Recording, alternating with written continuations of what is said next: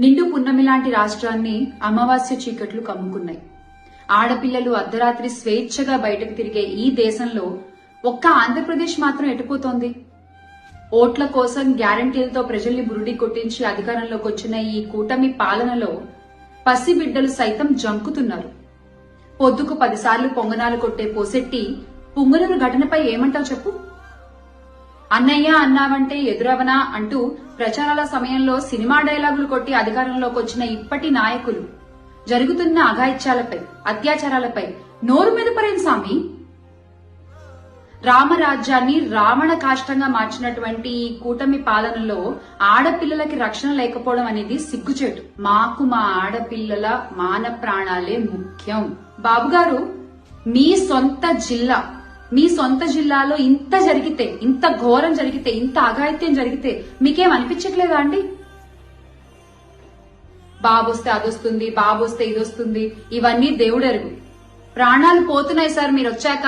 అనిపించింది, ఎంత తృప్తి అనిపించిందండి. వాళ్ళకి అలాంటి మీలాంటి వాళ్ళకి మేము ఇవ్వగలిగేది తప్పని పడదాం. ఇది ఏదైనా సరే, ఇందాక మన చిరంజీవి చౌదరి గారు చెప్పినట్టుగా ఇది ప్రభుత్వం చేసేదో లేదంటే ఒక ముఖ్యమంత్రి, ఉప ముఖ్యమంత్రి, ఎమ్మెల్యేలు చేసేది కాదు, అందరం కలిపి చేసేది. మార్పు రావాలంటే నాకు చాలా చిన్నప్పటి నుంచి అనుకునేవాడిని, ఓజోన్ లేయర్ దెబ్బతినేస్తుంది, వాతావరణం ఎల్నినో ఫ్యాక్టర్ వచ్చేస్తుంది. భయపడిపోయాను చిన్నప్పుడు. నేను పెరిగి పెద్ద అయ్యేటప్పుడు ప్రపంచం కూలిపోద్దా, ఇంక బతకలేమా, చాలా భయం ఉండేది నాకు. నిజంగా నా భయంకి తగ్గట్టుగానే నీళ్లు తీస్తుంటే ఇప్పుడు తాగుతుంటే, వాళ్ళు చిన్నప్పుడు సైన్స్ ఫిక్షన్ బుక్స్ చదువుతున్నప్పుడు 8th క్లాస్లో 10th క్లాస్లో భవిష్యత్తులో మాస్కులు పెట్టి తిరగాలి, నీళ్లు ఇట్లా మనం ఎలా పడితే, చిన్నప్పుడు మామూలు కొళాయిలు వెళ్ళిపోయి ఫ్రెండ్స్ ఇళ్ళలో ఆడుకుంటుంటే అక్కడ కూర్చోబెట్టి నీళ్లు తాగేసేవాళ్ళం. అన్నీ బాగానే ఉండే. ఇప్పుడు ఏదన్నా తాగాలంటే భయం వేస్తుంది. ఆ పరిస్థితి నుంచి స్వచ్ఛమైన నీళ్లు రావాలి అంటే అంత స్థాయికి వెళ్ళాలని ఒక ప్రయత్నం చేస్తున్నాం. అది జరగాలని మీకు ఈ ఎల్నినో ఫ్యాక్టర్ కానీ లేదంటే మనకి ఈ కూర్చోబెట్టి మన ఓజోన్ పొర దెబ్బతింటుంది. ఒకసారి అంటే ఎంత విచిత్రంగా ఉంటాయంటే మన పాలసీస్. చిన్నపిల్ల, నాకు ఒక చిన్నపిల్లడు చెప్పాడు ఈ మాట. ఎవరితో మాట్లాడుతూ ఉంటే ఒకసారి ఏదో రోడ్డు మీద వెళ్తూ ఉంటే టపాసులు వెలిగిస్తూ ఉన్నారు. దీపావళికి టపాసులు వెలిగిస్తూ ఉంటే వాళ్ళ ఎవరు చెప్తారు, అబ్బాయి పాట ఏం చెప్తున్నట్టు, నువ్వు పాట చేయకూడదు, ధూళి వచ్చేస్తాయి, అవి వచ్చేస్తాయంటే అతను చూసి, మరి ఇంతకుమించి పెద్ద బాంబులు పేలుస్తారు కదా, మరి దానికి ఏంటి, దానికి రాదా అన్నాడు.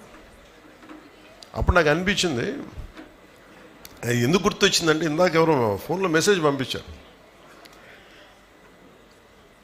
మనం ఎంతసేపు పర్యావరణం కాలుష్యం అయిపోయింది, ఇదైపోయింది అనుకున్నాం. మనకి దీపావళికి బాంబు,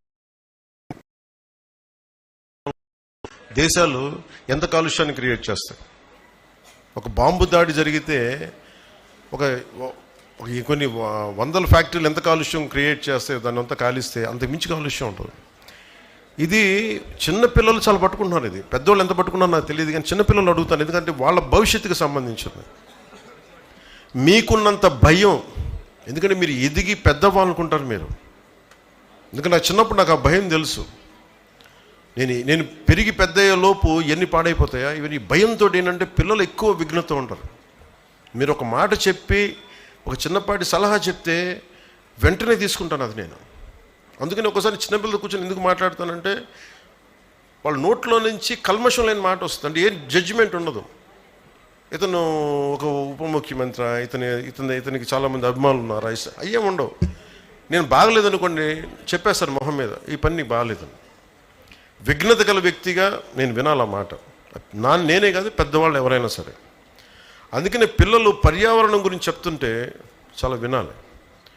ఇందాక పాప వేసిన డ్రాయింగ్, అది ఏదో ప్రైజ్ కోసం వేయాలి, లోపల నుంచి ఒక భావన కదిలితే, అంటే భవిష్యత్తు మీద ఎంత బాధ్యత, భయం లేకపోతే అలాంటి భావన రాదు. అలాంటి వాతావరణంలో ఉండాలి ఆ పాప. అందుకని మనందరం బాధ్యతగా తీసుకోవాలి. మీ పేరు భోగిరాజా? మీ పేరు అన్న భోగిరాజు? భోగిరాజు గారు సముద్రపు తాబేళ్ళు అంటారా? అంటే సముద్రపు తాబేళ్ళని సంరక్షించడానికి డాక్టర్ సుప్రజా ధరణి గారు, టి రాజ్, సూరజ్ గారు, చంద్రారెడ్డి గారు, సోమేశ్వర్, వీళ్ళతో పాటు నరేష్ గారు, వెంకటేష్ గారు, లక్ష్మయ్య గారు, జాలయ్య గారు, భోగిరాజ్ గారు. నేను అడిగి ఎంతమంది మీకు ఆర్గనైజేషన్లో పనిచేస్తారంటే, ఒకప్పుడు భోగిరాజ్ గారు మీరు సాంప్రదాయ మత్స్యకారులు, మీరు ఒకసారి రండి, మీరు రండి, ఇక్కడ రండి, మేము గుర్తించాం. అదే అదే అదే రండి రండి, ఎంతమంది రండి, కొంచెం అలా పక్కన నుంచండి, అలా పక్కన నుంచి వరుస అలా నుంచండి, అందరి దగ్గర రాదు, వరుస లైన్ నుంచండి. దమ్మా మీరు రండి ప్లీజ్, మీరు ఇటు రండి మేడం, ఇటు రండి, యూ కెన్ కమ్ దిస్. ఎందుకు పిలిపించానంటే ప్రపంచంకి వాళ్ళ కష్టం తెలియాలి. జాగ్రత్త కొంచెం. డాక్టర్ సుప్రజా ధరణి గారు కేవలం సముద్రపు తాబేళ్ళని వేటాడేస్తున్నారు. ఒకప్పుడు మత్స్యకార వృత్తిగా ఎంచుకున్నప్పుడు ఇక్కడున్న మన మత్స్యకార సోదరులందరూ కూడా వాళ్ళ వలల్లో చిక్కుకుపోయాయి. ఇప్పుడు అటవీ శాఖ చేసింది, అటవీ శాఖ మంత్రిగా నేను మాట్లాడుతున్నానంటే దాంట్లో పెద్ద విషయం కాదు, అది వాళ్ళకి అది అవసరం లేనిది, పట్టించుకోకర్లా. కానీ నిజంగా భూమాతని నమ్మితే, ప్రకృతిని నమ్మితే, ప్రకృతిని పూజిస్తే, వాళ్ళ సహజమైన వృత్తిని కూడా అర్థం చేసుకొని దీన్ని మనం పట్టకూడదు, సాంప్రదాయ వృత్తి దీనికి సంబంధించి పట్టుకోకూడదని అడవులు వలల్లో చిక్కితే వాటిని జాగ్రత్తగా కట్ చేసి, ఒక్కొక్క వల కట్ చేయడం అంటే కూడా నష్టపోవడం అనమాట. వాళ్ళు నష్టపోయి ఆ వలలు కట్ చేసేసి మళ్ళీ వాటిని వదిలేయటం. అంత మనస్ఫూర్తిగా అంటే మనం అనుకుంటాం కదా, ఒక్క మనిషి ఏం చేయగలరని, ఒకళ్ళు అనుకుంటే చేయగలరు. నేను చాలాసార్లు చెప్తాను, one man's courage makes a majority. ఒక్కళ్ళు అనుకుంటే చాలు. ఇక్కడున్న ఒక్కొక్క బిడ్డ, ఆడబిడ్డ కానీ అబ్బాయి కానీ, స్కౌట్స్ అండ్ గైడ్స్లో ఒక్కొక్కళ్ళు కానీ ఈ దేశాన్ని, ఈ సమాజాన్ని మార్చగలిగే శక్తి సత్తా ఉన్నవాళ్ళు మీరు. సుప్రజ గారు ఒక్కళ్ళు అనుకొని, ఆవిడికి తోడుగా రాజు గారు, సూరజ్ గారు, చంద్రారెడ్డి గారు, సోమేశ్వర్ గారు, ఇలాంటి వాళ్ళందరూ ఒక్కళ్ళు అనుకోవాలి. ఫస్ట్ అనుకున్నారు ఇది చేద్దామని. ఆ చేయడం మూలంగా దానికి ఫారెస్ట్ డిపార్ట్మెంట్ కలిసి వచ్చి, ఫారెస్ట్ డిపార్ట్మెంట్ కూడా ఇందాక మన చిరంజీవి చౌదరి గారు చెప్పినట్టుగా కూడా అన్నీ చేయలేం మనం. సో స్టేక్ హోల్డర్స్ ఉంటారు, చాలామంది కలుపుకొని వెళ్ళాలి. ఆ కలుపుకుని వెళ్ళే భాగంలో మనకి సుప్రజ గారు రావటం, ఇవన్నీ చాలా కదిలించేసింది మనకి. నేను చెంచుల దగ్గర నుంచి నేర్చుకుంది. మనం ఏమనుకుంటాం, ప్రకృతిలో పాఠాలు నేర్చుకున్నవాళ్ళు మన మత్స్యకార జీవన విధానం మీద ఆధారపడ్డ వాళ్ళందరూ ప్రకృతి, వాళ్ళ స్కూల్స్కి వెళ్ళక్కర్లా. ఒక మెరైన్ బయాలజిస్ట్ కంటే కూడా ఎక్కువ నాలెడ్జ్ ఉంటుంది వాళ్ళకి, ఎక్కువ జ్ఞానం ఉంటుంది, వాళ్ళు పట్టుకోగలరు.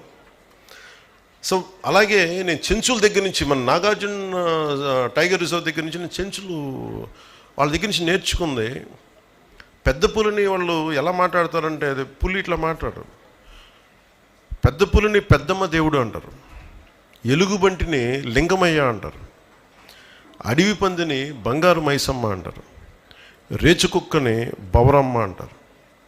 అంటే ఇది మన జీవన విధానానికి అంత లోపలికి వెళ్ళిపోయింది. మనకున్న కూర్మ అవతారం కానీ, వరాహ అవతారం కానీ, మత్స్య అవతారం కానీ, అంటే ఇది మన సాంప్రదాయంలో భాగం. మనకి పర్యావరణ పరిరక్షణ, వసుదైక కుటుంబం అంటే కేవలం మన ఒక్కరి కోసమే కాదు, మానవుల కోసం ఒకటికే కాదు, కొన్ని కోట్లాది జీవరాశుల్లో మనం ఒకళ్ళం. Maybe we are dominant species. Maybe మనం డామినేట్ చేసేసాం మన టెక్నాలజీతోటో, మన ఎవాల్వ్మెంట్ వాళ్ళతోటో. కానీ మనం అర్థం చేసుకోవాల్సిన, మనం ఎదగని మన మీద డిపెండ్ అయిన జీవరాశుల్ని, ఆధారపడ్డ జీవరాశుల్ని కాపాడటమే దీని ముఖ్య ఉద్దేశం. అందుకే ఈ వారోత్సవాలకు వచ్చిన మీ అందరికీ కూడా ప్రత్యేకించి నా మనస్ఫూర్తిగా నా ధన్యవాదాలు.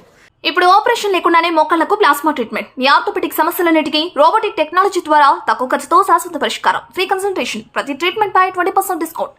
ఈ ఆఫర్ కొద్ది రోజులు మాత్రమే, త్వరపడండి. V9 hospitals 9281465842.